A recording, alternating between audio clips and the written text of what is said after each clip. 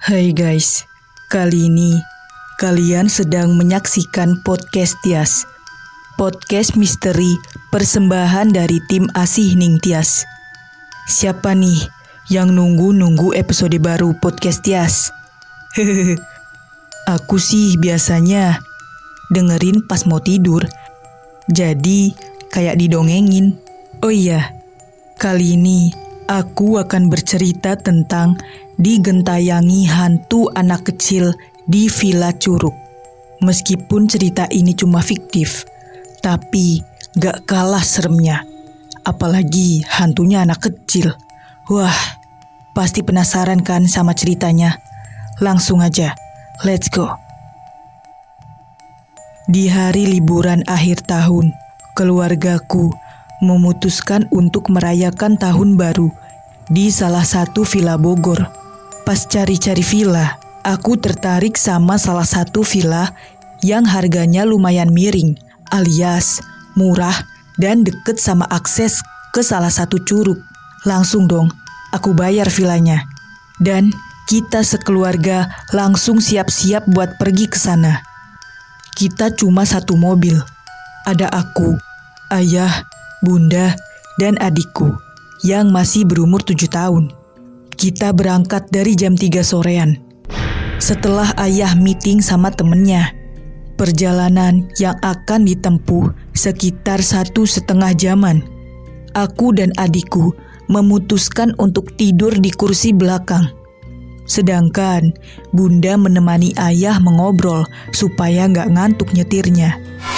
Pas kita lagi jalan di tol, ternyata ada kucing hitam yang nyebrang gitu aja. Aku kira ada apa.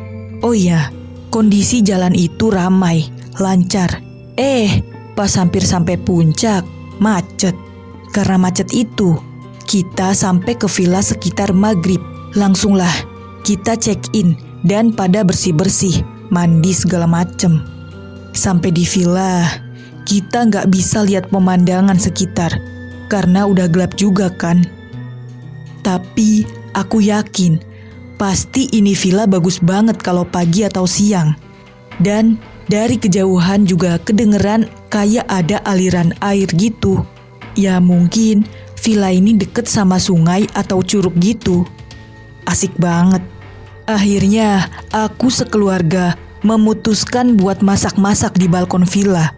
Kita bakar-bakaran barbecue gitu. Asik deh pokoknya. Nah, karena semua orang lagi pada di luar, kita kan berempat nih.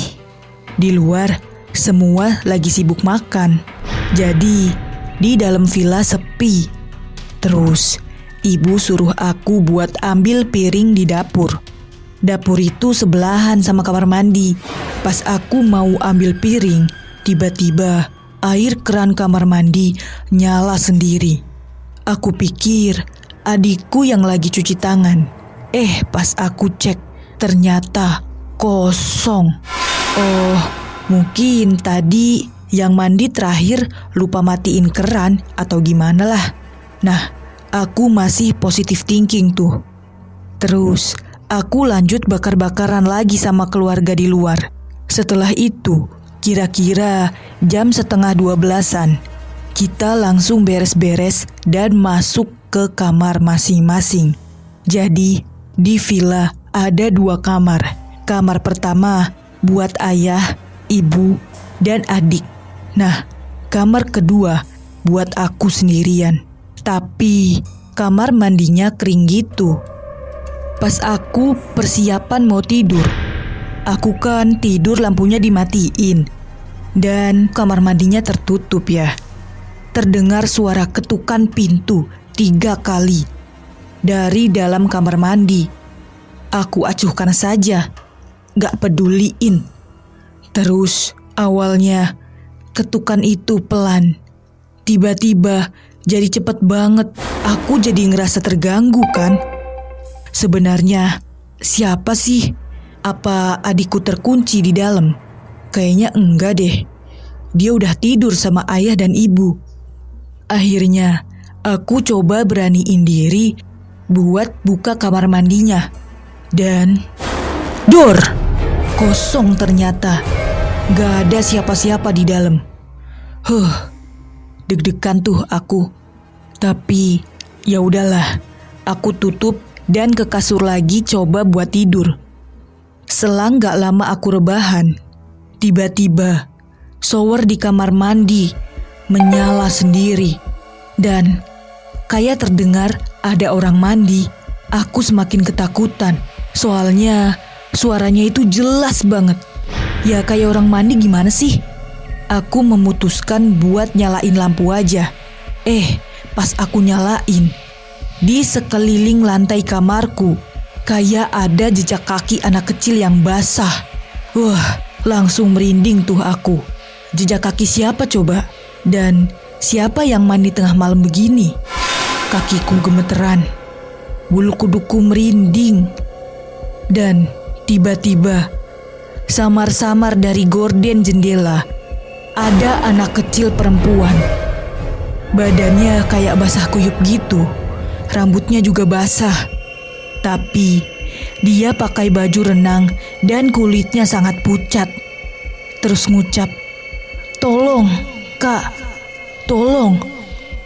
Dengar suara rintihan yang nyeremin banget. Aku langsung buka pintu dan lari ke kamar ibu dan ayah. Aku ceritain semuanya. Akhirnya kita tidur sekasur berempat. Ya meskipun sempit, yang penting bisa tidur tanpa digangguin hantu. Aku bingung, itu hantu dari mana? Pas keesokan harinya, ayah tanya sama penjaga villa. Ternyata katanya tadi pagi ada anak perempuan yang berenang di curug dan tenggelam. Saat dilakukan pencarian, tidak kunjung ditemukan. Baru tadi pagi, jenazahnya ditemukan nyangkut di salah satu batu besar. Dan pas penjaga villa itu mengatakan ciri-cirinya, berambut panjang sebahu, memakai baju renang berwarna pink dan hitam, berkulit putih pucat. Aku langsung merinding banget. Bener, itu adalah anak perempuan yang aku lihat di gorden jendela tengah malam tadi.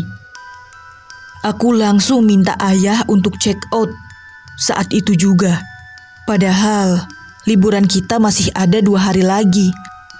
Tapi aku minta pindah villa aja. Dan ayah mau. Yaitu ceritanya digentayangin hantu anak kecil di villa. Versi aku. Nah, gimana guys? Merinding gak? Kalau aku sih merinding parah. Cerita hantu apa lagi ya enaknya? Komen di bawah ini ya. Nantikan video selanjutnya. Dadah.